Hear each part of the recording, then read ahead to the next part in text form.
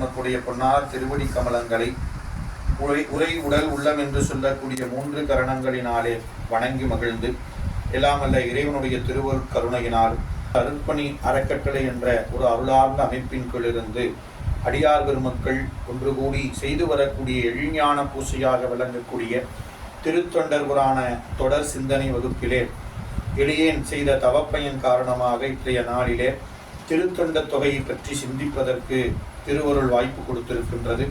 இந்த வாய்ப்பை வழங்கிய திருவருளையும் குருவருளையும் நீல நினைந்து வணங்கி தொழுது சேக்கிழார் பெருமானுடைய திருவாக்கிலே திருத்தொண்டர் புராணம் என்று சொல்லக்கூடிய ஞான நூலில் தடுத்தாட்கொண்ட புராணம் என்ற இந்த பகுதியை சிந்தித்து நிறைவு செய்திருக்கின்றோம்.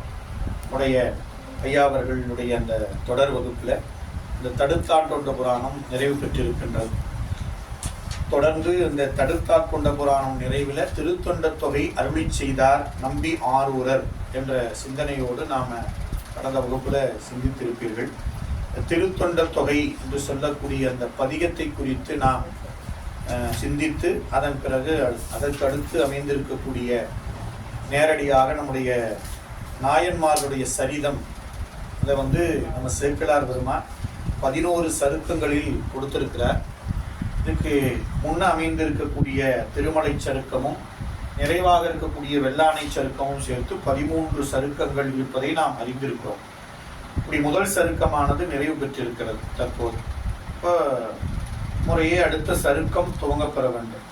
அதற்கு முன்னதாக இல்லையாக செய்யும் இந்த திருத்தொண்ட தொகை. இந்த பதிகம் என்ன பண்ணும் அப்படின்னா, நமக்கு இருக்கக்கூடிய தீமைகளை, அதாவது நமக்கு இந்த தீமையெல்லாம் வர இருக்குது அப்படின்னு இருந்ததுன்னா அந்த தீமையெல்லாம் இல்லையாக செஞ்சிடும். அது இல்லைன்னு ஆகிடும். அப்போ அது இல்லைன்னு வச்சுன்னா நமக்கு வராது. இருக்கக்கூடிய தீமைகளையும் என்ன ஆகிடும், அதை இல்லையாக செய்யும் அப்படின்னு அர்த்தம். அல்லது திருத்தொண்ட தொகையை நாளும் நாம் விண்ணப்பம் செய்வது அவசியம். ஒரு நாடு அப்படின்னு பார்த்துக்கிட்டிங்கன்னா ஒவ்வொரு நாட்டிற்கும் அடையாளமாக கொடி உண்டு. ஒவ்வொரு நாட்டிற்கும் அந்த நாட்டிற்குரிய பாடல் என்று சொல்லக்கூடிய தேசிய கீதம் நமக்கு சொல்கிறோம். இந்த மாதிரி ஒவ்வொரு நாட்டுக்கும் ஒரு கொடி இருக்குது, ஒரு பாடல் இருக்குது.